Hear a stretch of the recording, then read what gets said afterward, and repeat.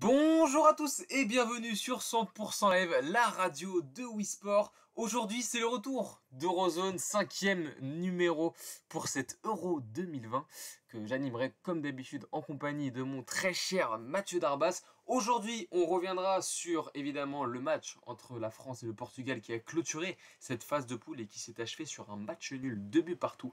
Et puis, on se projettera un peu sur cette phase finale en faisant le bilan de cette phase de poule, les équipes qui nous ont séduits, les équipes qui nous ont peut-être un peu plus déçus. Qu'est-ce qu'on peut attendre des cadors et des favoris de cette compétition à l'occasion de ces huitièmes de finale dans un premier temps, puis de la suite de la compétition dans un deuxième temps. Tout un tas de sujets qu'on abordera durant cette heure d'émission. Peut-être que ça durera un petit peu plus, étant donné qu'on a beaucoup de choses à dire.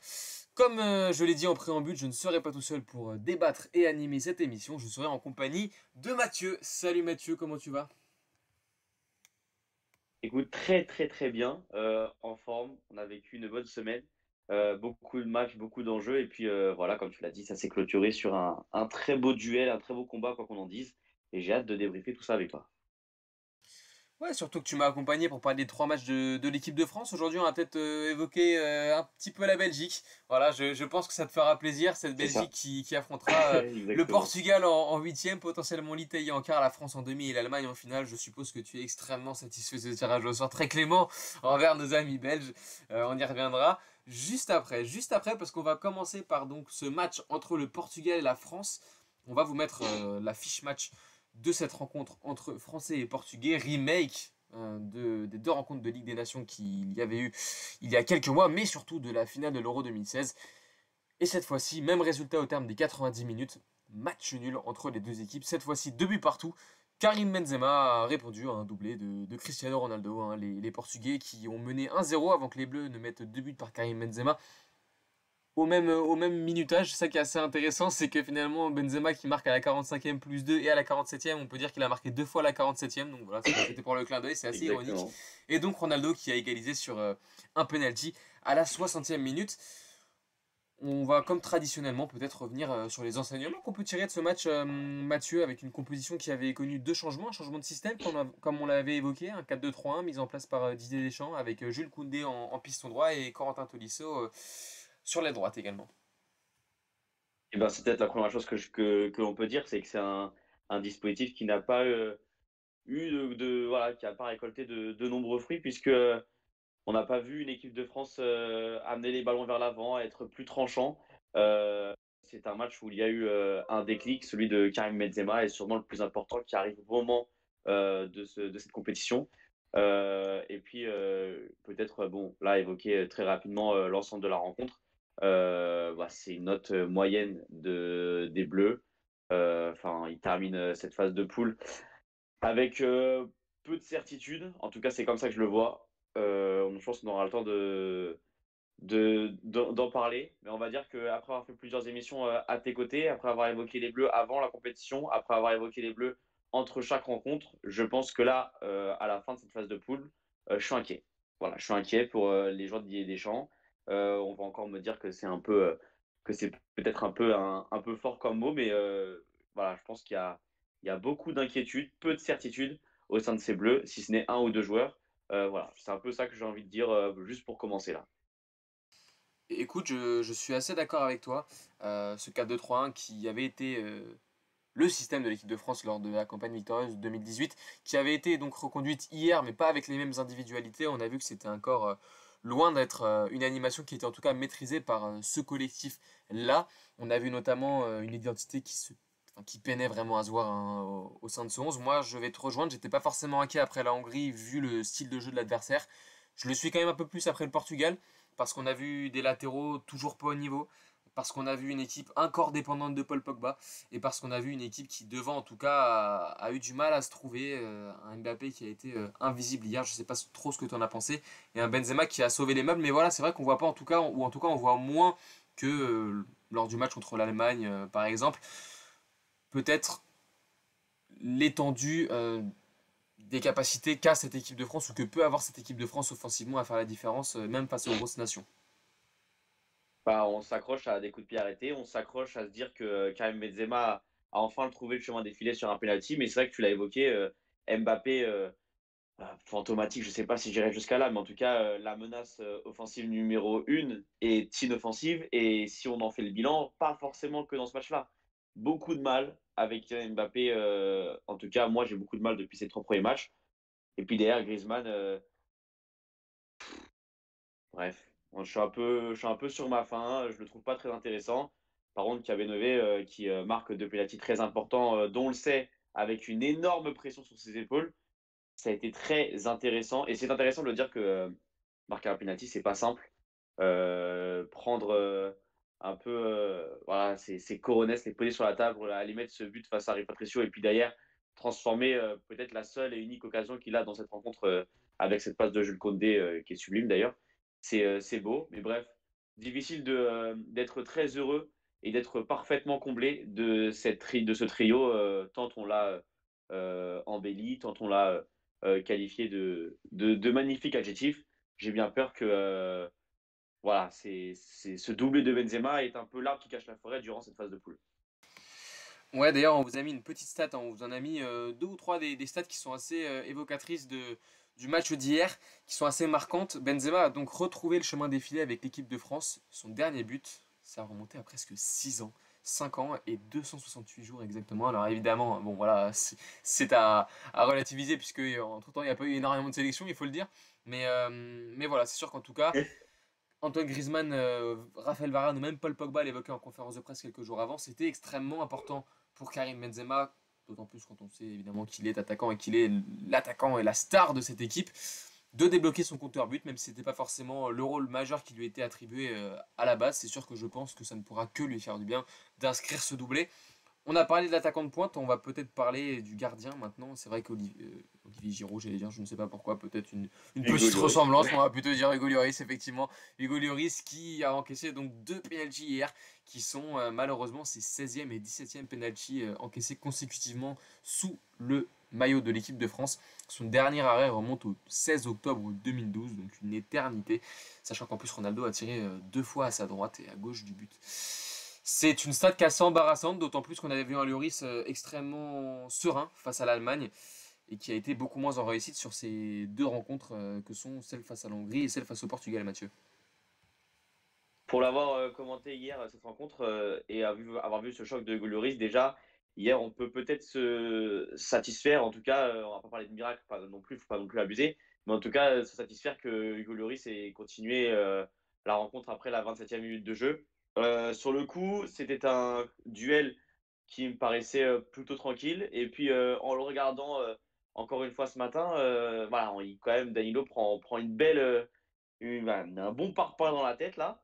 Ça a été un peu compliqué. Et puis tu l'as dit, face à la Hongrie, face à l'Allemagne, où il a été peut-être plus sérieux, mais face à la Hongrie, où il a eu encore une fois moins de travail, c'était peut-être dans cette rencontre où on l'attendait au haut niveau, qu'on attendait le grand Hugo Lloris qui porte cette équipe de France quand la défense va mal. Tu l'as expliqué avec les latéraux. Il l'a pas fait. Et il a même un penalty concédé de sa faute, quoi. Donc même s'il a été peu sollicité dans le jeu au pied, et qu'il a eu pas vraiment de sortie aérienne à réaliser, pardon, c'est une performance très limite, ultra limite de la part de Goloris. Ouais, justement, je voulais outre Hugo Lloris, parce qu'effectivement, il n'y a pas grand-chose à dire quand on a dit qu'il a raté sa sortie, qu'il a perdu son duel avec Fiola face à la Hongrie, alors que c'est à peu près la seule chose qu'il a eu à faire en première mi-temps. On sait que c'est jamais évident pour un gardien, bien évidemment, mais voilà, pas énormément de choses à dire sur Hugo Lloris quand on a dit ce que tu viens de dire. Peut-être sur deux des hommes forts du titre de 2018, je pense évidemment à Antoine Griezmann et à Paul Pogba. On sent vraiment qu'ils font partie de la colonne vertébrale de ces Bleus, notamment Paul Pogba, hein, qui, on l'avait déjà dit lors des dernières semaines, on a l'impression en fait que ses prestations sont complètement, comment dire, qu'elles influent considérablement le résultat des Bleus. C'est-à-dire que quand on a un Ah bah bon Paul effectivement. Pogba, la France a de très grandes chances de s'imposer et est souvent extrêmement dominatrice dans beaucoup de compartiments du jeu. Par contre, quand Paul Pogba est peut-être un peu plus en retrait, c'est tout de suite beaucoup plus compliqué. La France est tout de suite beaucoup plus en difficulté face à l'équipe adverse. Tu l'as très bien dit, Pogba, taille patron encore une fois hier soir, même s'il a eu du mal à démarrer. Hein. De toute façon, en première mi-temps, il y a personne à sortir dans cette équipe de France. Mais en seconde, c'est bon, il a mis le turbo, ça a été plus intéressant. Euh, j'ai envie de dire que comme dans d'autres sports, enfin en tout cas pas comme dans d'autres sports, comme par exemple penser au handball, étant donné que je pratique ce sublime sport collectif.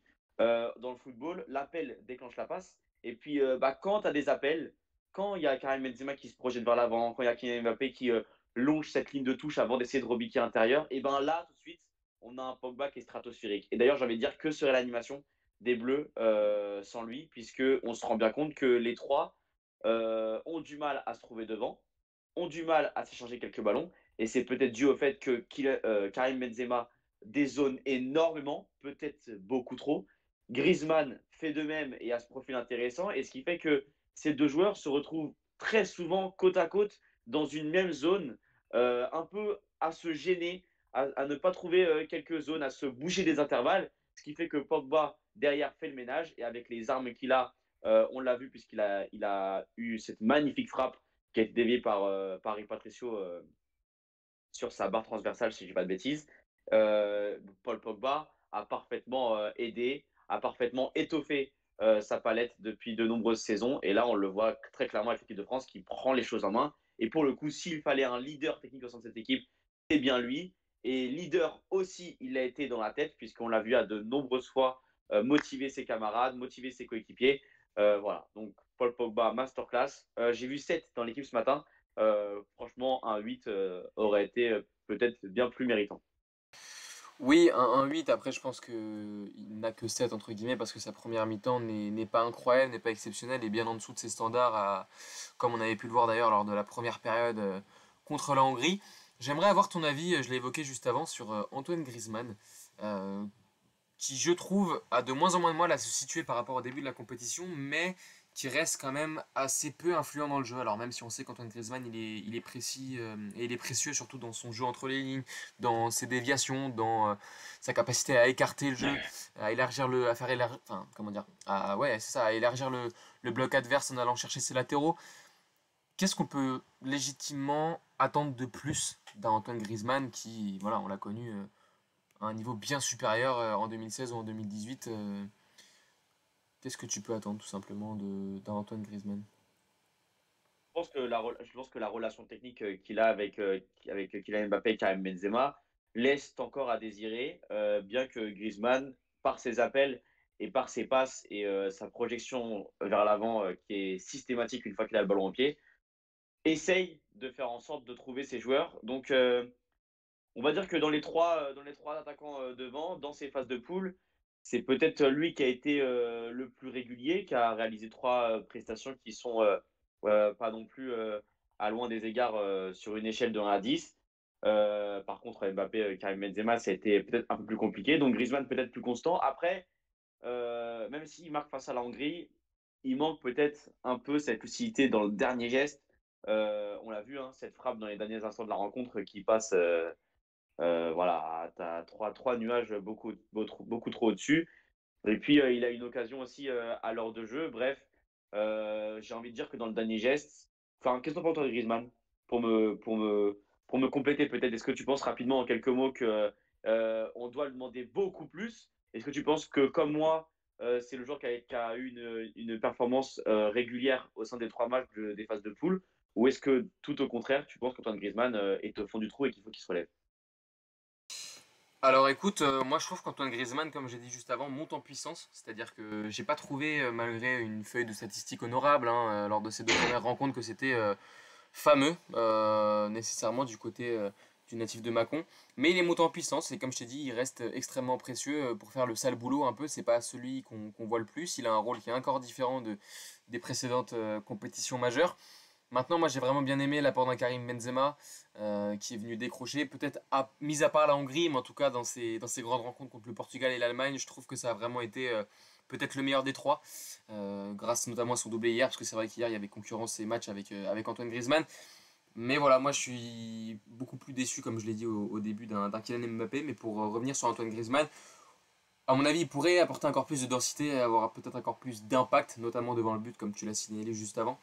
Mais c'est vrai qu'il monte en puissance et pour moi, il continuera d'être très utile comme il l'a été pour construire les succès des Bleus ces dernières années. On va peut-être se projeter maintenant sur le match face à la Suisse et la suite de la compétition de l'équipe de France. On a fait un peu le tour de ce match sur le Portugal. On aura un article sur le baromètre Note des Bleus qui va sortir sur le site par le très bon Antoine Gérard, où on reviendra un peu sur ses tops et ses flops de l'équipe de France tout au long de la phase de poule. C'est ce match contre la Suisse donc où on va pouvoir aborder ces compositions probables qu'on vous a préparées avec une équipe de France qui en toute logique selon les probables forfaits et au vu des prestations d'hier soir devrait peut-être venir à ce 4-3-1-2 initial avec Rabiot en pointe gauche du milieu de terrain et Benjamin Pavard sur son couloir droit. Du côté de la Suisse, on a cette fameuse défense à 3, ce 3-4-1-2 un peu hybride qui peut se transformer aussi en 3-5-2 ou voire en 5-3-2 avec donc deux latéraux, Zuber et Mbabou qui ont été très bons. Mbabou peut-être un peu moins vu lors de la deuxième rencontre, mais qui reste quand même un très sérieux client. On a vu sa saison du côté de Wolfsburg. Et puis un Sherdan Shaqiri en maître de cérémonie, en numéro 10, que tu connais bien, Mathieu, avec ces deux attaquants. Mais voilà, vraiment, peut-être on peut cibler ces latéraux et ce qui fait office de numéro 10, même s'il porte le numéro 23, comme source probable de très gros danger pour l'équipe de France lundi soir à 21h. Ce sera une belle équipe, Nalati. J'ai pas envie de porter l'œil pour dire que le match, la rencontre, ce sera simple. Mais bon, je pense que la France peut être très heureuse en finissant en premier de ce groupe de la mort d'affronter une équipe allez, largement à leur portée. La Nati, même si tu as dit que c'était emmené par certains bons joueurs, tu l'as dit, Mbabou ou encore Jordan Shaqiri, ça reste quand même à un niveau assez limité et je pense que l'équipe de France n'aura pas bien de mal à se défaire de cette Nati, d'autant plus que c'est une équipe qui est joueuse. Et il n'y a rien de mieux pour l'équipe de France de jouer contre une équipe qui joue, parce que le Portugal, encore une fois, on en a assez parlé, je pense, mais ça a été un bloc bas durant de longues minutes qui essayait de jouer sur la contre-attaque. La Nati essaiera d'avoir la possession de balle, va essayer de se projeter beaucoup plus rapidement, d'avoir une animation offensive qui sera bien plus dynamique. Donc peut-être que ça va profiter aux Français. Donc voilà, ce sera une belle rencontre à suivre, mais je pense que les Bleus n'ont pas vraiment de soucis à se faire, même si le match n'est pas encore joué. Oui, on a aussi, on n'en a pas beaucoup parlé, mais Granit Xhaka qui, à défaut d'avoir fait une grande saison du côté d'Arsenal, est un leader d'homme et a fait une très bonne phase de poule, je trouve. Il a été très présent, il a beaucoup tenté, il a récupéré beaucoup de ballons. Donc voilà, c'est vraiment aussi un des hommes très forts de la Nati pour la simple et bonne raison, c'est le capitaine Mathieu. Et on l'embrasse, Chaka, parce que c'est lui qui enchaîne les performances très mauvaises du côté des Gunners, qui a réalisé une bonne fin de saison, une très bonne fin de saison même, sous les couleurs d'Arsenal, et puis bah, qui surfe sur cette dynamique. Donc bravo à Granit Xhaka. Maintenant, encore une fois, Granit Xhaka aura moins de temps et surtout aura besoin d'être XXL pour pouvoir être gêné gêner plutôt Pogba et Kanté, puisque quand ces deux joueurs-là sont ensemble et en grande forme, Granit Xhaka a beau être XXL, ça reste quand même un joueur qui a certaines limites et qui peut très vite se retrouver dans une sauce assez folle. Oui. Bon, après, on va pas parler de toutes les individualités une par une, mais il y a aussi Yann Sommer dans les buts, qui vient d'être papa d'ailleurs. En tout cas, une équipe de Suisse sur le papier qui est vraiment alléchante, qui ne ferme pas le jeu, comme tu l'as dit. D'ailleurs, on a même pu le voir face à l'Italie où ils ont pris 3 buts. Il y a des attentions dans cette équipe. L'équipe de France aura un défi, deux défis, j'ai envie de dire, majeurs en face d'elle. Bloquer les relances et donc limiter les transitions du côté suisse en ciblant Serdar Shaqiri et peut-être faire très attention sur les côtés quand on a vu le niveau des latéraux suisses et le niveau des latéraux français depuis le début de la compétition. J'ai pas envie de dire que les latéraux suisses sont de meilleure qualité, mais il n'y a pas énormément d'écart, donc il faudra être très vigilant. Je vais te poser une dernière question avant de passer à la suite. Enfin, c'est deux questions en une, même on pourrait dire. Quelles sont les clés du match contre la Suisse?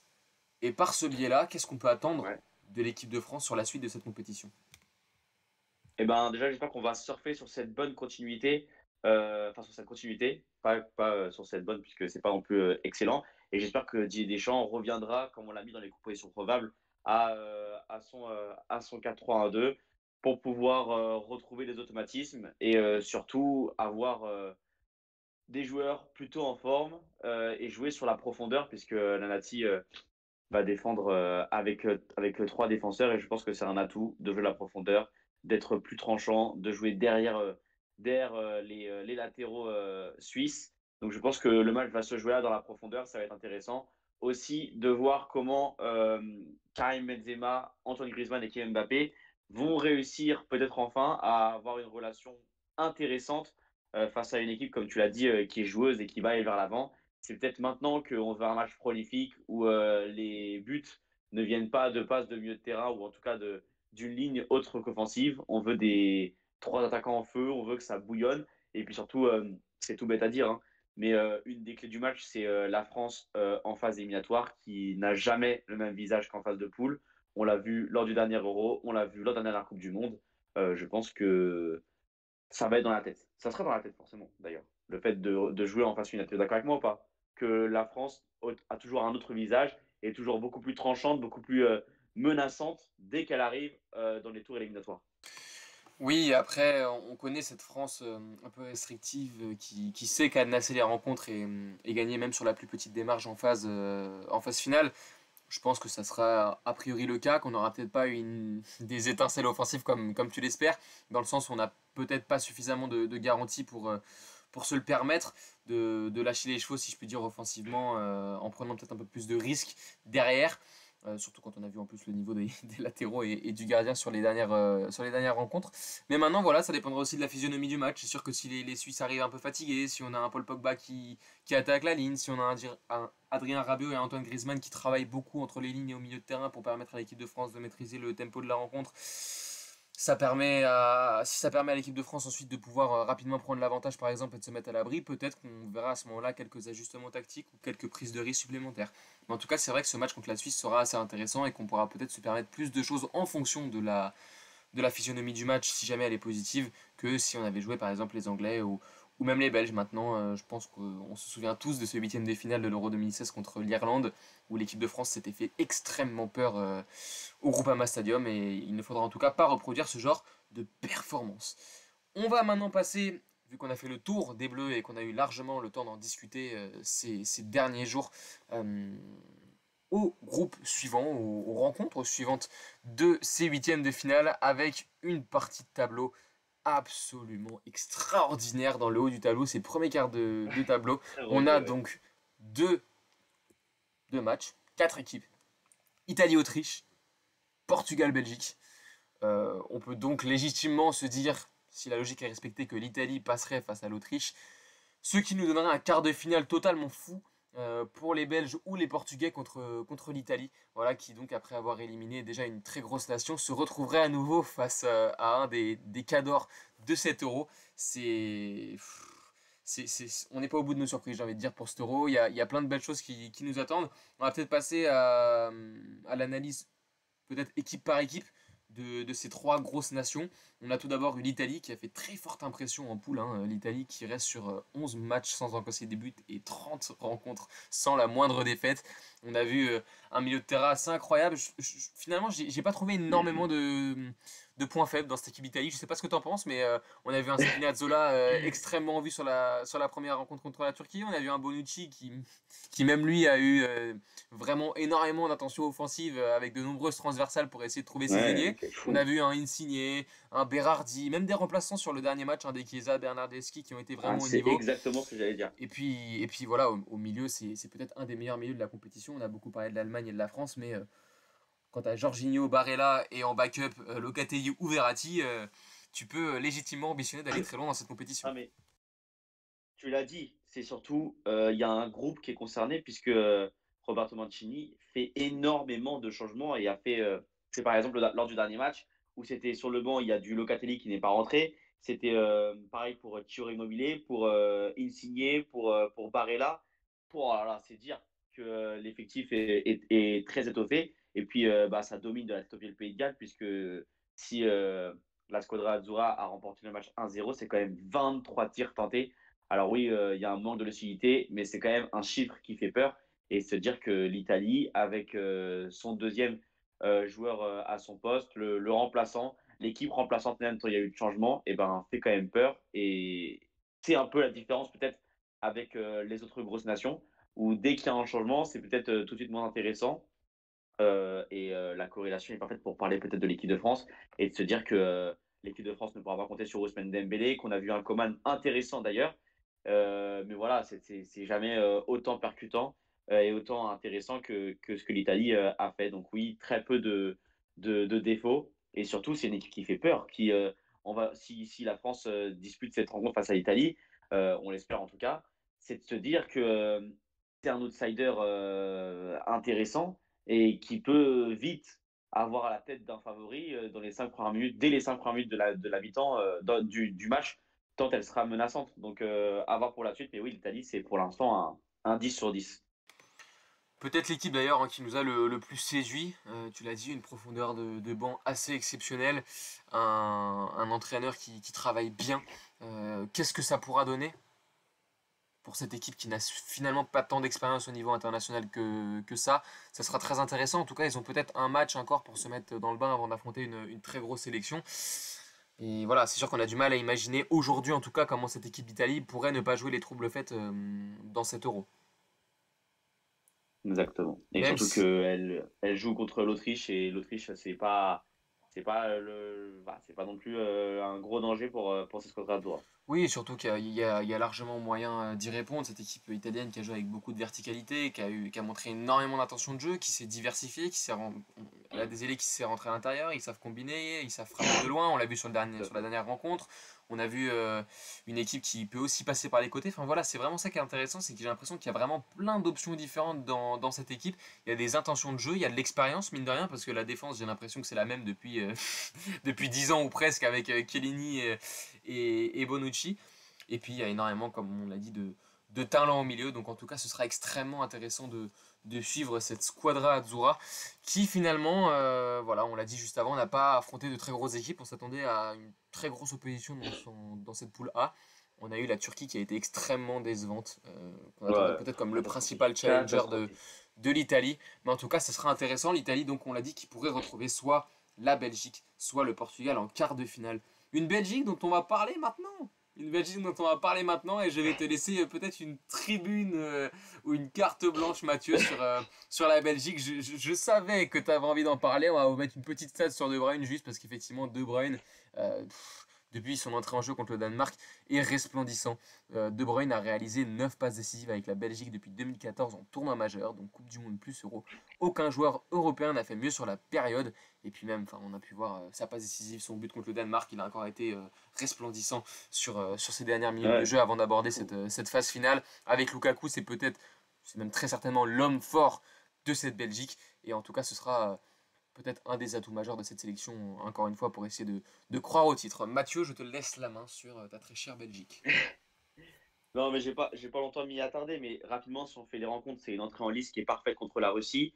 Ça a été assez difficile de rentrer dans cette rencontre, mais très vite, Lukaku a pris les devants en marquant ce premier but. Et derrière, bon, ça a été de la gestion de match, d'autant plus que tu jouais la Russie qui, à part envoyer des ballons sur Zuba, n'était pas très menaçante.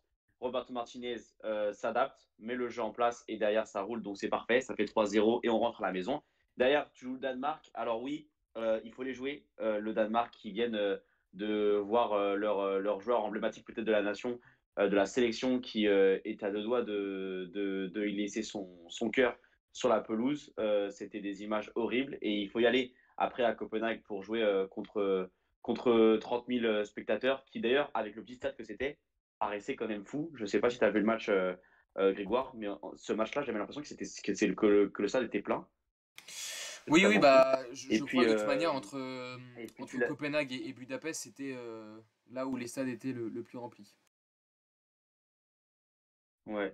Et puis derrière, l'entrée de Kevin De Bruyne, l'entrée aussi d'Eden Hazard, qui retrouve un peu de temps de jeu, et ça fait la différence tout de suite. Et puis il y a un joueur qu'on ne parle pas assez, mais vraiment, c'est Witsel, puisque Roberto Martinez a mis ce collier d'immunité à Den Donker pour lui faire savoir que c'est lui qui prendra la place d'Axel Witsel.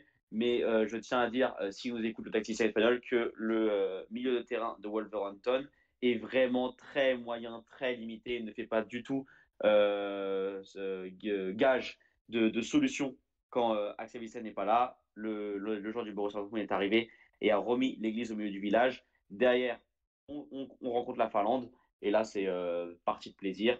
Et encore une fois, gestion folle, puisqu'il y a 5 changements ou je ne sais plus combien de changements dès la 70e minute de jeu où on va entrer Batshuayi. Et puis sur le terrain, il y avait du Trossard, il y avait du Doku, il y avait du Chadli, bref. Là, encore une fois, c'est un effectif qui est très étoffé, qu'on ne parlera plus, parfaitement emmené par Romelu Lukaku, Kevin De Bruyne ou encore Eden Hazard qui retrouve des couleurs. Après, pour être très honnête avec vous, je sais que jouer le Portugal en phase finale, c'est toujours très, très, très compliqué. Et puis, franchement, c'est une équipe qui est très honnête avec vous. Hein. Je vais être très honnête avec toi, Grégoire. C'est une équipe qui est chiante à jouer en phase finale où tu peux aller jusqu'au bout de la prolongation parce que ils vont jouer sur tes erreurs, ils vont marquer un but et mettre tout le monde derrière. Enfin, voilà, ça va être un match assez fou, je pense, Belgique-Portugal. Après, je sais pas ce que tu en penses. Je pense que les Belges restent favoris dans cette rencontre. Je pense que les Belges passeront. Mais c'est vraiment, on est loin d'une partie de plaisir. Bah écoute, moi je suis d'accord avec toi. Maintenant, je pense qu'avec les organismes qui tirent énormément en cette saison, la Belgique, par justement des individualités comme Eden Hazard qui n'ont pas beaucoup joué cette saison, peut arriver en tout cas avec un surplus, un supplément de fraîcheur par rapport à ces Portugais. Ça peut faire la différence quand on sait que, notamment sur la dernière rencontre, hein, tu me dis si tu es d'accord avec moi, mais en tout cas, je les ai trouvés vraiment très efficaces au duel. Ils ont beaucoup essayé de provoquer Ouais, le 1 clairement. contre 1, même face au Danemark. Hein. On a vu un Eden Hazard très en vue, un Lukaku qui est vraiment venu aider les siens dans la construction. On l'a vu beaucoup, beaucoup dézonner, notamment j'ai cette image en tête sur le deuxième but du Danemark où il vient limite chercher le ballon sur l'aile droite. Enfin voilà, on a l'impression que tout le monde est au diapason. Moi, la seule petite question que je vais te poser. Juste rapidement, Ouais. pour compléter ce que tu dis, j'ai juste une petite stat. C'est sur 14 tirs de la Belgique, 14 tirs cadrés. Et du coup, bah, sur l'ensemble des 3 matchs de phase de poule, ils ont marqué 7 buts. Donc 7 buts sur 14 tirs cadrés, c'est quand même assez fou. Mais voilà, c'était pour la petite stat. Ouais, on va d'ailleurs vous passer les compositions probables hein, avec la Belgique qui évoluera en 4-3-3, en 4-3-3, en 3-4-3, pardon. Tu as noté le pragmatisme de Roberto Martinez qui s'adapte toujours très très bien à ses adversaires. Tu as parlé de Witzel, tu Mm. as parlé d'Hazard, de Lukaku. Je vais te poser deux questions.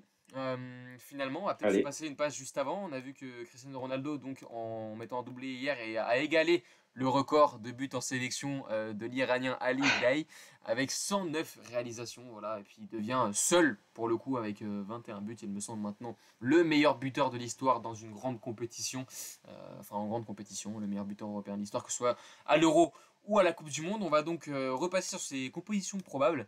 Et je vais te poser deux questions. Celle de savoir qui occupera le flanc droit de la Belgique. Parce que tu m'as mis sur les compositions Alderweireld et Thomas Meunier. Est-ce qu'on pourrait pas peut-être s'attendre à une titularisation pardon, de Jason Denayer et puis pareil, Thomas Meunier, on l'a vu, hein, qui est toujours très bon avec la Belgique, même s'il est peut-être un peu moins bon avec son club en règle générale.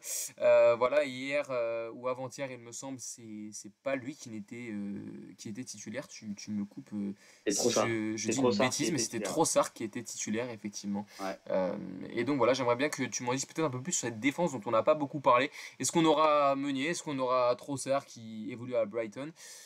Voilà, comment tu vois un peu l'animation défensive des Belges, non seulement pour ce match face au Portugal, mais aussi peut-être pour la suite de la compétition. Pour être très honnête, je suis très fan de ton Jason Denayer, mon cher Grégoire Alain. C'est un joueur qui a énormément de qualité et puis surtout qui a un volume de jeu complètement fou. Si je peux faire une comparaison là tout de suite pour que nos auditeurs comprennent, même si ce n'est pas forcément adapté, c'est de se dire qu'il a autant de poumons que Kanté. C'est un joueur qui a aussi un gabarit intéressant pour gagner des duels. Bref, pour moi, c'est un Ouais, joueur alors. complet.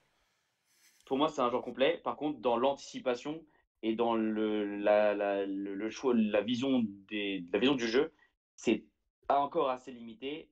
On l'a vu face au Danemark et on l'a même vu face à la Finlande où les Belges se sont fait pas les peurs, on va dire, dans les 10 premières minutes au retour des vestiaires.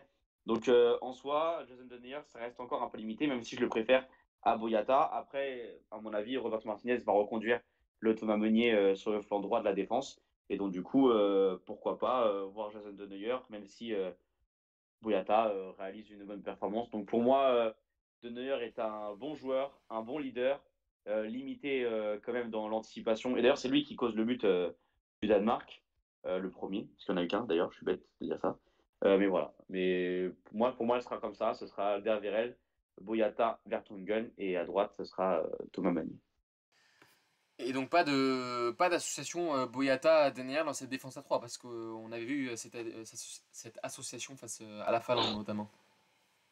Ouais, mais ça m'étonnerait parce que il faut un peu d'expérience, il faut importer un peu cette vision et puis cette lucidité dans les 15 dernières minutes d'une rencontre aussi importante où tu peux voir ton aventure prendre fin. Donc je pense que Vertonghen qui a 34 ans et Alderweireld qui en a 32 sont parfaits pour amener un peu cette justesse et cette lucidité psychologique, on va dire, dans ces matchs en jeu. Je suis assez d'accord. Je vais peut-être passer un dernier visuel. On sait que la Belgique est favorite face à cette équipe du Portugal. Si jamais il passe, il retrouverait donc l'Italie. La Belgique et l'Italie qui s'étaient retrouvées en 2016 dans le groupe E de l'Euro pour une victoire 2-0 de l'Italie. Les stats sont assez évocatrices. Il y avait eu 18 tirs cadrés, 18 tirs pour la Belgique pour seulement 2 cadrés.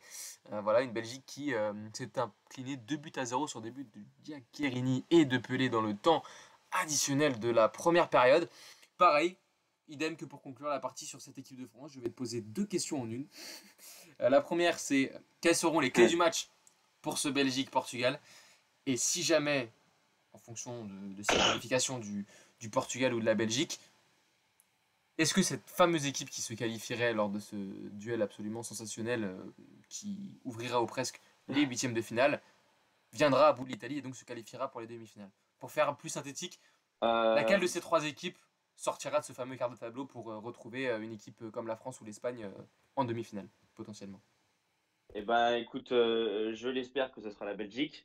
Après, le match contre le Portugal n'est pas joué, même si les Belges partent favoris. Et puis, on attendra de voir l'Italie contre l'Autriche. Ça, c'est très rapidement et c'est assez utopique. Pour revenir sur les clés du match face au Portugal, c'est une Belgique qui aura le ballon, qui va jouer contre le Portugal, et sûrement avec un bloc bas, puisque Fernando Santos l'a dit hier en conférence de presse que le Portugal devait s'améliorer en défense et que c'était là-dessus sa vision technique. Ça veut dire, et ça annonce très clairement, que la Célestin va jouer derrière, va mettre le bus et va jouer sur les erreurs de la Belgique, va jouer sur les coups de pied arrêtés et va jouer en contre-attaque. Si la Belgique sait gérer ça, il n'y a aucun souci. Et du coup, la clé du match peut être où?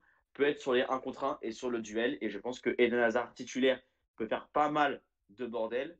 Lui qui a encore réalisé une très bonne performance. Et c'est d'ailleurs son premier match depuis au moins un an, je n'ai pas la salle en tête, qu'il a disputé de bout à bout. Donc ces 90 minutes qui lui ont fait énormément de bien. J'espère qu'il sera encore le capitaine de la Belgique de nouveau titularisé, et je le pense d'ailleurs. Ça devrait être assez intéressant de le voir sur son flanc gauche et jouer le duel en 1 contre 1. Et puis la lucidité devant le but, De Bruyne, Lukaku, j'en doute pas une seule seconde. Donc pour le coup, les clés se joueront là, se joueront sur la justesse technique, savoir gérer et ne pas faire d'erreurs bêtes et méchantes, même si elles restent involontaires, mais comme celle de Koundé hier, qui franchement relance le Portugal qui était en train de tomber. Voilà, donc ces petites erreurs à ne pas faire, apporter, apporter un peu cette fougue comme l'a fait l'Allemagne face au Portugal, et puis gagner ces duels en 1 contre 1 quand on aura le ballon, et ça passera par des ailiers en forme, que ce soit De Bruyne, que ce soit Eden Hazard, et voilà, bah, le City est devant le but en 3.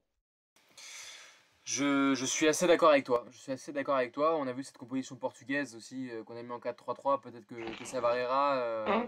Diogo Jota en lieutenant de Cristiano Ronaldo, ça devrait pas bouger. En revanche, peut-être qu'on aura un Renato Sanchez peut-être plus à droite, un Moutinho peut-être plus à gauche de ce milieu à 3. Si milieu à 3 il y a.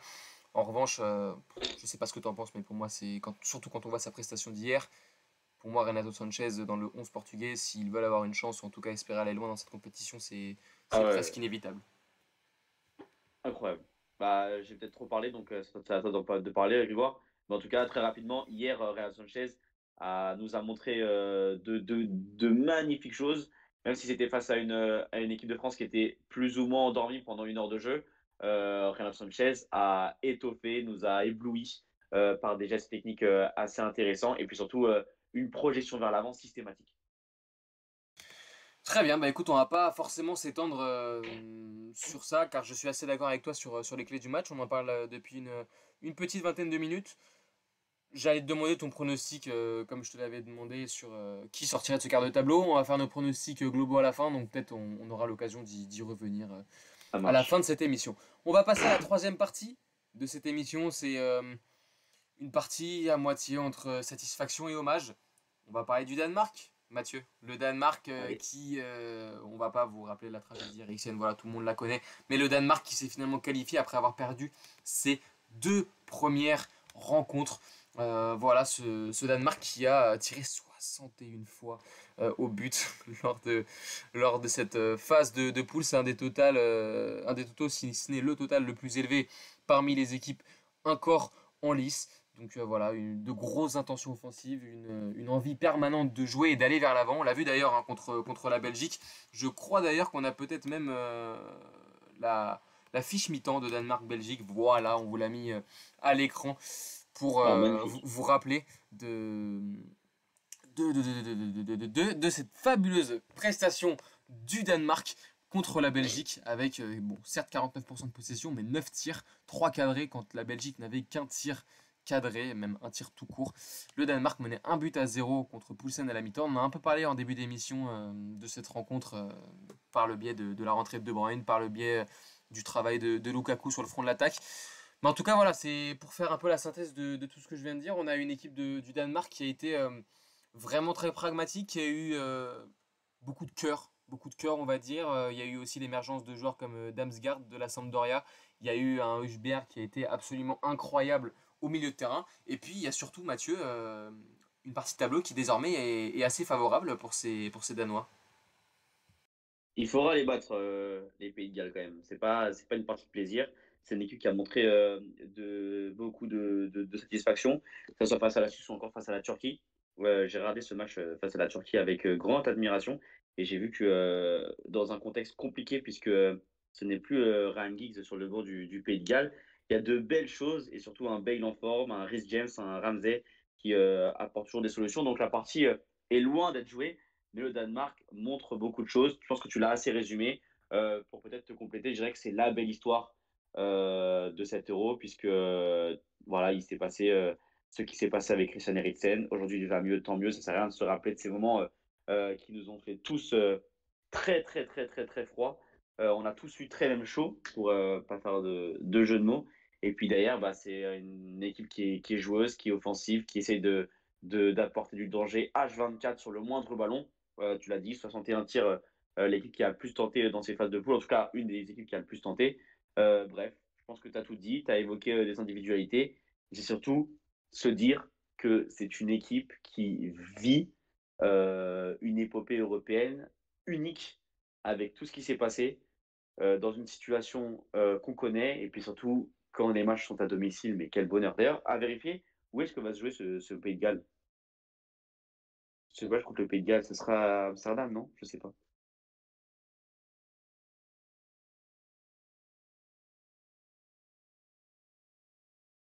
Ah voilà, c'est ça, exactement. C'est dommage, c'est dommage. Écoute, on espère voir.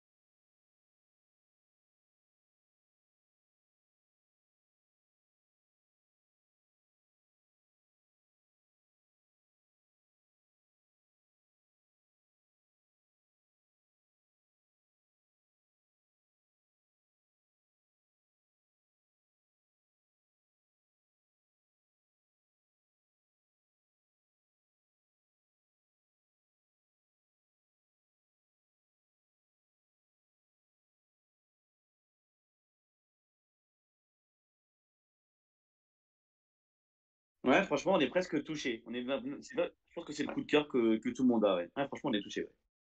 C'est vrai.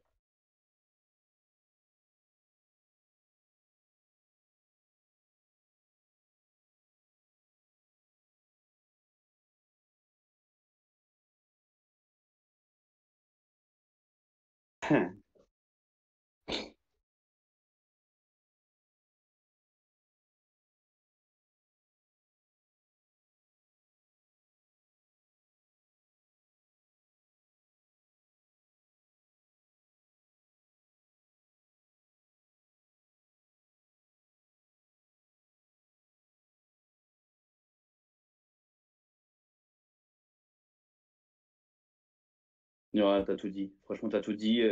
Après, pour pouvoir faire un petit peu cette touche allez, d'histoire, bah, il y a effectivement le capitaine, hein, Simon Jeur, qui a été quand même héroïque lors de ce moment tragique il y a quelques jours face à la Finlande. Sur le terrain, il est aussi très bon. C'est un leader, ça fait plaisir. Voilà, j'ai pas trop de mots à dire. C'est tout un groupe qui est là. C'est même Schmeichel qui dès qu'il hausse le ton, t'as envie même toi de sortir de ton canapé pour aller courir. Donc, bref, c'est un collectif, c'est du joli et on espère, en tout cas, je l'espère, qu'elle sortira de cet euro la tête haute puisqu'elle finira par sortir, c'est évident. Même si ce serait incroyable, ce serait un truc de fou. Et je le dis maintenant, je me teins les cheveux en rouge. J'aimerais le Danemark gagne cet euro. Et voilà, match contre le Pays de Galles, il va falloir rester concentré, mais oui, belle histoire. À noter que oui, on a peut-être eu un petit problème technique sur ma prise de parole juste avant, donc effectivement, je pense que vous l'avez deviné au vu de la prise de parole de Mathieu, mais en tout cas, on pointait le bien que nous a procuré cette équipe du Danemark avec cette sélection qui est portée vers l'avant constamment, qui comporte de nombreuses individualités fortes à l'égard de Christensen, bon, d'Eriksen en règle générale, même si sur cet euro, forcément, c'est un peu plus compliqué, vous vous en doutez, Deutschberg, de Damsgaard, voilà, en tout cas, cette équipe qu'on retrouvera contre le Pays de Galles samedi 18 h, il me semble, avant, peut-être, pourquoi pas, de retrouver les Pays-Bas en quart. Les Pays-Bas qui ont fait un sans faute dans cet euro. Les Pays-Bas qui sont la meilleure équipe, en tout cas la meilleure attaque plutôt avec 8 buts inscrits. Voilà, avec, dont 5 d'ailleurs hein, par Memphis Depay et Jorginho Wijnaldum, comme quoi la Ligue 1 a ses talents puisque Wijnaldum va rejoindre le Paris Saint-Germain prochainement, C'est fou. même si Memphis Depay fait le chemin inverse puisqu'il quitte la Ouais. France pour rejoindre le Barça. Mais voilà, en tout cas, cette équipe des Pays-Bas qui a montré vraiment aussi des qualités, à l'instar de Jong au milieu de terrain qui a été excellent. Il y a eu la révélation d'Humphries aussi qui, malgré un déficit d'efficacité devant les cages sur le premier match, a été extrêmement précieux pour la suite. On a eu défensivement même, j'ai trouvé un Blind et un Delire très bon, très sérieux et très complémentaire surtout. Donc voilà, il y a eu aussi le jeune Malen qui sur les deux derniers matchs a montré qu'il pouvait faire office de super sub. Peut-être qu'on aura l'occasion de reparler de cette partie de tableau plus amplement au moment des pronostics. Je ne sais pas si tu veux ajouter un mot là-dessus, Mathieu. Non, non, bah, je pense on aura nos pronostics tout à l'heure, mais voilà, c'est vrai que le Pays-Bas aussi est pour en parler très rapidement, est une écurie très intéressante dans ces phases de poule, une écurie qu'il faudra qu'il faudra surveiller de près et puis qui a toutes ses chances d'aller au bout dans une partie de tableau qui a peu de candidats au titre final, j'ai envie de dire ça comme ça. Parfait. Et bah écoute, on va passer à la dernière partie de cette émission, l'avant-dernière partie si on considère que le pronostic seront une partie. On va passer peut-être aux équipes qui nous ont peut-être un peu plus déçus. On va parler des équipes qui sont encore qualifiées, hein, malgré tout. On va peut-être pas parler d'équipes comme la Turquie, justement, on le notait tout à l'heure, qui ont été éliminées précocement et qu'on ne reverra plus dans cette compétition. On va parler d'équipes peut-être ouais, qui nous ont déçus, ou en tout cas pour lesquelles on attendait peut-être un peu plus de jeu, un peu plus de garantie avant le début de cette phase finale. Je sais pas ce que tu en penses. Moi, j'ai noté trois sélections particulièrement. J'ai noté l'Ukraine, l'Angleterre et l'Espagne. Est-ce que tu es d'accord avec ça? Parfaitement, même si je nuancerais un peu sur l'Ukraine, je suis particulièrement fan de cette équipe dont j'avais très peu d'attentes. Et finalement, je la découvre comme elle est. Et puis, ce sera un des pronostics un peu fétiches. Je pense qu'elle sortira la Suède. Mais bon, je ne suis pas encore complètement déçu de l'Ukraine puisque j'ai encore foi en cette équipe qui est capable de largement relever la tête et de réaliser de très belles choses face à la sélection nordique. Après, tu l'as dit, Suède, ça paraît logique. Et puis, on l'a pas évoqué. Enfin, ça sert à rien de s'étendre là-dessus, mais la Turquie, ça reste la grosse déception de cette tour. On va peut-être faire du équipe par équipe, du coup, en commençant par l'équipe qu'on attendait peut-être la plus parmi les trois, c'est évidemment cette Angleterre. Cette Angleterre qui est complètement sur courant alternatif, qui sort première de sa poule, mine de rien, avec 7 matchs, Ouais. avec 7 points. Et deux buts. Euh, Deux buts, quoi. ouais, c'est vraiment pas énorme pour cette équipe anglaise qui n'a pas convaincu. C'est peu de le dire. On a vu néanmoins quelques satisfactions. C'est vrai qu'on a vu un Sterling revenir à un niveau intéressant après une deuxième partie de saison très compliquée à City. On a vu un Phillips au milieu de terrain peut-être émerger. Merci pour les travaux, Marcelo Bielsa. Et puis on a vu un Jack Grealish à l'aise dans les demi-espaces lors du troisième match. Mais c'est vrai que voilà, globalement, cette équipe elle est sur courant alternatif. On a dit une bonne première mi-temps contre la République tchèque. En deuxième mi-temps, plus rien. À peu près le même scénario contre la Croatie, contre l'Angleterre, contre la Croatie, oh là là, contre l'Écosse, je vais y arriver. Ils n'ont pas réussi à faire la différence non plus. Ce score s'est soldé sur un 0-0. On sait aussi qu'il y a des choix qui sont discutables et discutés de la part de Southgate, Ah bah complètement. notamment dans les tabloïds. Il y aurait certaines rumeurs comme quoi certains joueurs se plaindraient du fait qu'il y ait des passes droits et des petits chouchous dans le vestiaire de Southgate. Il y a notamment deux choix qui peuvent en tout cas faire parler, surtout quand on voit par exemple la forme d'un Harry Kane. On vous a mis la stat, 75 minutes. 75 minutes, c'est le temps de jeu cumulé de Jadon Sancho et Marcus Rashford depuis le début de l'Euro. Sachant que Rashford a joué 61 minutes et Jadon Sancho seulement 14 minutes en 3 matchs. Voilà, on parle souvent de l'Angleterre comme d'un vivier de talent assez extraordinaire. Qu'est-ce que tu penses, toi, Mathieu, de cette équipe d'Angleterre et est-ce que Southgate gagnerait peut-être à faire plus tourner son effectif ou en tout cas à donner sa chance à un joueur comme Sancho? Clairement, Southgate est un assassin. Je vais pas y aller doucement. Juste enfin, même toi là, se rendre compte de ce que tu viens de dire.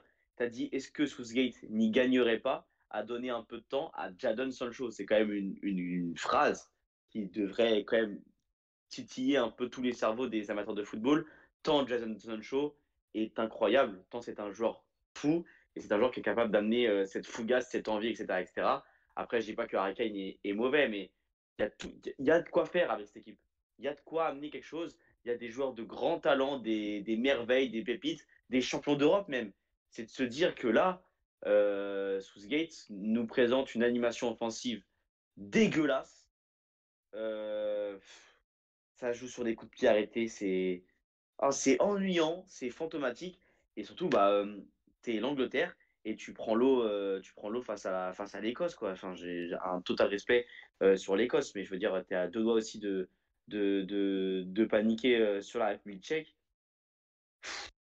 C'est dire, c'est dire. J'ai noté une petite stat en deuxième mi-temps face à la République tchèque dans un match très intéressant où l'Angleterre a mis ce premier but en première période. C'est zéro tir dans les 45 dernières minutes. C'est se dire à quel point les Three Lions sont inoffensifs, Ouais, essayent de il y a rester. juste le but refusé à Jordan Anderson, hein, mais c'est vrai que sinon la deuxième mi-temps était d'un ennui. Ah Je oui, c'est pense que vrai. c'est peut-être une des pires depuis le début de l'Euro. Ah, mais c'est fou. Ah, c'est la pire, c'est la pire. Mais voilà. Mais je sais pas ce que tu en penses, toi, mais enfin, c'est avec tout ce que tu as sur le banc, avec tout ce que tu as dans ta sélection, tu peux pas te permettre de présenter une sélection à deux buts et qualifier avec 7 points sur l'Écosse et la République tchèque, quoi. Et la Croatie, mais la Croatie, on l'a vu, qui est très loin de ses standards de 2018 par exemple, avec une Ouais. génération qui est vieillissante. Moi, effectivement, je pense que ça sera compliqué contre l'Allemagne, voilà, parce que c'est l'Allemagne que va jouer donc l'Angleterre en huitième de finale. On vous a mis les compos probables avec cette équipe allemande qui pose aussi certains problèmes. J'en parlerai peut-être plus tard dans mon pronostic final. On a vu un très grand Toni Kroos, un très grand Mats Hummels aussi. On peut dire même une défense globalement qui a été assez performante, même si elle a encaissé deux buts et face au Portugal et face à la Hongrie. Alors bien sûr, il y a des manques, sinon ils n'auraient pas encaissé 5 buts en 3 matchs. C'est assez paradoxal de pouvoir dire qu'elle a été solide Ouais. quand elle a encaissé 5 buts. Mais voilà, je trouve qu'en tout cas, il y a des motifs vraiment de satisfaction du côté de l'Allemagne, même si tout n'a pas été parfait. Il y a un Kai Havertz aussi qui trouve peu à peu sa place aussi derrière l'attaquant. Voilà, donc je trouve ça très intéressant. La composition de l'Angleterre, est-ce que ça changera? On ne sait pas. Finalement, tu nous as mis un 4-3-3, ce sera peut-être plus un 4-2-3-1 avec Mason Mount en numéro 10 ou en tout cas en 8 ou peut-être qui occupera une place centrale dans ce milieu de terrain devant Phillips et Declan Rice. Et puis on a peut-être Mings en défense, Mings ou Maguire. Voilà, je sais que c'est. Tu n'es pas fan de Maguire, mais ça peut en tout cas être un choix qui se discute pour cette rencontre contre l'Allemagne. Ouais, et puis peut-être aussi l'entrée de Grealish dans cette équipe, lui qui a réalisé, que tu l'as dit rapidement, hein, de très belles choses lors de la dernière rencontre. Donc pourquoi pas, on peut se baser sur lui, voilà, qui lui, meneur de jeu, meneur de toute une équipe à Aston Villa depuis de nombreuses saisons maintenant. et qui, avec Trey Lance, est capable de merveille. Donc pourquoi pas installer Grealish dans ce 11. Tu nous parleras peut-être de l'Ukraine, pareil, dans ton pronostic final. Voilà, moi, globalement, c'est vrai que c'est une équipe qui a eu du temps pour préparer cet Euro. J'avais beaucoup d'espoir pour elle, surtout après le premier match. Mais c'est vrai qu'après, peut-être qu'il y aura certaines limites, surtout lorsque viendront justement ces matchs à élimination directe, par le fait que Zinchenko soit peut-être un peu trop seul au milieu, qu'il y ait une équipe qui soit peut-être un peu trop dépendante pardon, du duo Yaremchuk-Yarmolenko, une équipe qui est souvent coupée en deux, qui a du mal à vraiment cadenasser à l'instar de ce que peuvent faire des équipes comme l'équipe de France ou même le Portugal, même si effectivement il n'y a pas la même qualité individuelle dans l'effectif. Voilà, je pense que ce sera certaines limites pour cette équipe d'Ukraine au moment de jouer peut-être par exemple une équipe comme la Suède. On va parler avant le pronostic de l'Espagne, cette équipe d'Espagne qui s'est qualifiée hier in extremis en disposant assez facilement somme toute de la Slovaquie sur le score Ah, de j'ai pas 5 regardé buts la rencontre d'ailleurs. à 0. Pas grand chose à en tirer. Il y a eu cependant 4 changements dans le 11 de départ de Luis Enrique avec le retour du capitaine Sergio Busquets au milieu. Puis ensuite, on avait aussi Pablo Sarabia sur l'aile droite et Garcia et Azpilicueta, pareil, sur le flanc droit de la défense. Une équipe d'Espagne qui s'est donc imposée 5-0, mais un homme qui est toujours dans le marasme depuis le début de cet Euro, c'est Alvaro Morata. Alvaro Morata qui a manqué 4 grosses occasions de but lors des 3 matchs de poule de l'Espagne, dont un penalty, qui est, je crois, le deuxième attaquant avec le taux de XG, hein, donc les buts, les occasions potentiellement créées qui auraient dû faire but. Il est deuxième dans ce classement, mais il finit la phase de poule avec 0 but. Il a gagné que 41% de ses duels sur la période. Voilà, c'est vrai que c'est un attaquant qui aime bien Luis Enrique. C'est un attaquant qui, sur le papier, a eu une carrière plutôt sympathique. Mais voilà, C'est on va fou, peut-être hein. pas. On dirait il a un passe droit. Toute sa On va carrière, il a un peut-être pas, passe droit. on va peut-être pas dire que son agent a construit sa carrière, mais c'est sûr qu'en tout cas, Alvaro Morata est en très Ouais. grande difficulté sur cet euro et que ça n'aide pas l'Espagne, en tout cas, à entrevoir de meilleurs lendemains. Ouais, et surtout entrer en difficulté sur l'ensemble de sa carrière. Je veux dire, même genre, cette saison à la Juve, ça a été aussi très moyen, même si la Juve n'a pas réalisé une très bonne saison. Mais enfin, c'est une question assez paradoxale quand tu sais que sur le banc, tu as quand même quelques joueurs qui sont capables de foutre peut-être un peu plus le bordel. Donc voilà, assez étonné encore une fois de voir ce joueur encore titulaire, indiscutable dans cette équipe d'Espagne. Oui, surtout que c'est pas le talent offensif qui manque, hein. Il y a il y a Dani Olmo, il y a Gérard Ah oui, Moreno, il y vraiment. a Oyarzabal. Enfin voilà, c'est sûr que il y a quand même du matériel du côté de l'Espagne. Maintenant, peut-être que cette rencontre contre la Slovaquie aura servi hein, à Luis Enrique pour trouver un 11 titulaire, hein, avec des individualités comme Laporte qui a fait un très bon match hier après avoir eu beaucoup de difficultés contre la Pologne, avec un Pedri au milieu de terrain, un Coquet, un Busquets. C'est peut-être devant d'ailleurs que le chantier est le plus énorme parce qu'on a vu un Moreno avoir peu d'influence sur son aile gauche. On a vu un Sarabia efficace hier, mais voilà, Pablo Sarabia, on l'a vu avec le Paris Saint-Germain, c'est quand même assez régulier. Il y a peut-être Jordi Alba qui est le leader de cette équipe d'Espagne avec Sergio Busquets, qui est toujours là, toujours percutant sur son côté et qui Pourquoi pas, sera ouais. peut-être le meneur d'homme de cette équipe d'Espagne, même si ça reste quand même très compliqué de les voir aller plus loin que les quarts, voire les demi-finales en cas d'exploit dans cet Euro, Mathieu. Ouais, c'est une équipe qui est très limitée. Pour être très honnête avec toi, j'ai même vu que le premier match de l'Espagne. Donc, il y a un match qui m'a pas apporté de grande satisfaction. Et puis, j'ai vu le résumé et les buts des deux derniers. Tu parlais rapidement de Laporte. C'est quand même un joueur qui prend une toute autre dimension avec cette sélection en Espagne et qui a complètement changé de statut depuis un an et qui, enfin, je veux dire, quand on voit, par exemple, Raphaël Varane, quand on voit Kimpembe, ah, ça fait chier, hein. Franchement, ça fait chier. Parce que quel joueur, franchement, quel joueur. On va désormais passer à la partie que vous attendez tous. Les phases de poule sont terminées, on a le tableau final de 7 euros. On va vous rappeler les affiches. On aura tout d'abord donc samedi, on l'a dit, un Pays de Galles contre un Danemark qui se jouera à la Johan Cruyff Arena. On aura ensuite à 21h un Italie-Autriche diffusé sur M6 et Beansport, hein, en tout cas pour tous les fans italiens de France. Dimanche, Pays-Bas, République tchèque, Belgique, Portugal, Croatie, Espagne lundi avec France-Suisse évidemment à 21h et mardi le choc entre l'Angleterre et l'Allemagne et à 21h le match entre la Suède et l'Ukraine.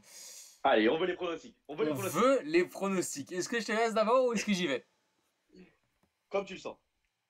Alors écoute, moi j'ai une peut-être hésitation dans le haut de tableau. C'est vrai que je vois donc l'Italie passer sur l'Autriche. On Je veut vois. pas d'hésitation. Ah, Ok, c'est parti, on il est va pas parti. faire Il est parti, d'hésitation. il est parti. On va se lancer. On va voir l'Italie. Je vois en quart de finale sur l'équipe de Belgique.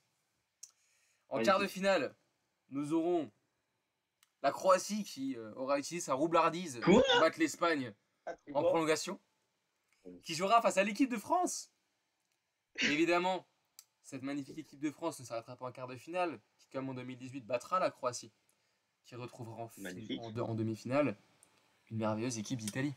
Une merveilleuse équipe Ah, d'Italie. putain, mais on- non, mais on, non. on ne rejouera pas tous les adversaires qu'on a déjà joués lors des précédentes grandes compétitions. Cette équipe d'Italie absolument incroyable, qui arrive avec plus de certitude que la Belgique, on l'a dit tout à l'heure, en tout cas au vu des états physiques, puisqu'on sait que Witzel et Hazard notamment reviennent de blessures.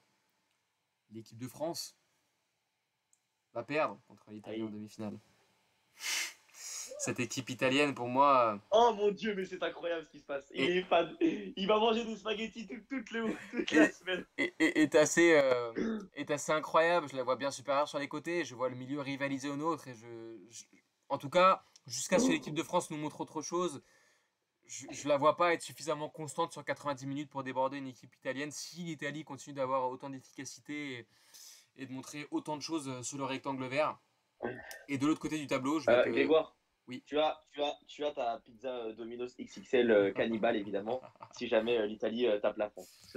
C'est annoncé. C'est annoncé, si l'Italie est en finale, on commentera cette finale sur 100% live avec Mathieu en mangeant une pizza cannibale. Voilà, c'est dit. L'industrie américaine ne nous en voudra pas. Et en bas du tableau, donc, je vois la Suède battre l'Ukraine, à mon grand regret. Je vois l'équipe d'Allemagne battre l'Angleterre.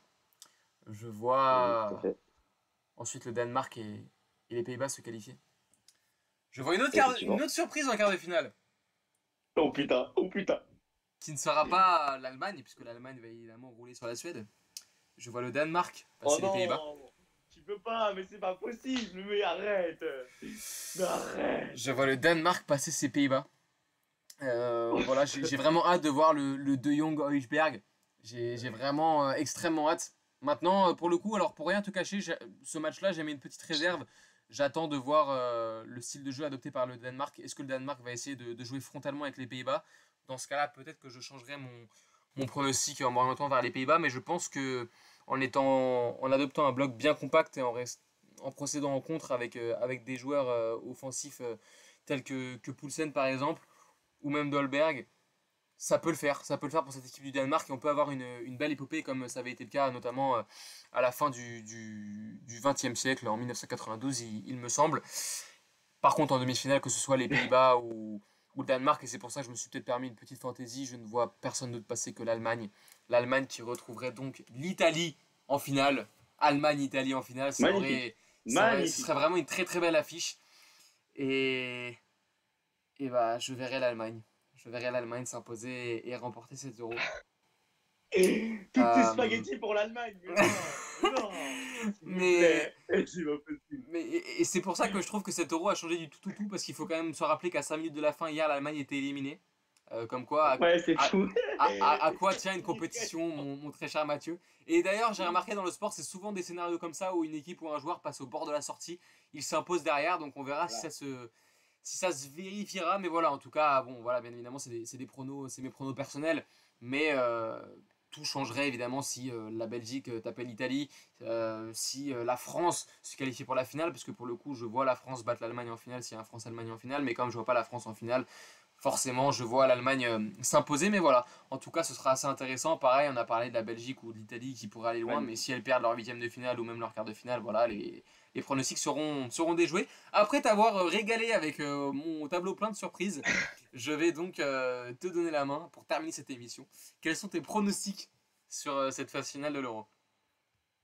Alors déjà, on est presque d'accord sur le haut du tableau pour les huitièmes de finale, sauf que moi, je vois l'Espagne taper la Croatie, même si le résultat sera le même. La France ira en demi-finale en battant l'Espagne. De l'autre côté, ce sera Belgique qui remportera ce match face au Portugal et qui va battre l'Italie dans un match très compliqué.